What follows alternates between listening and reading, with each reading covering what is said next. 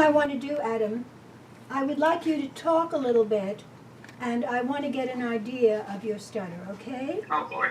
Well, it's extremely terrible. It's awful, and it's very hard to talk to others, and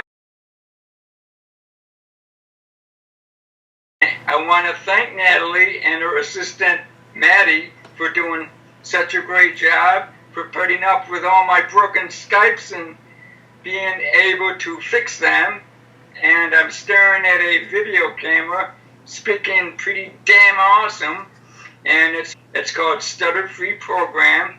And just like me, I stuttered nastily about 6 or 7 Skypes ago, but now with her intervention, I've been sounding clear, and I'm able to use the telephone now, and it's a great asset, and I'm hoping to continue the Skypes, at least not until the day I die.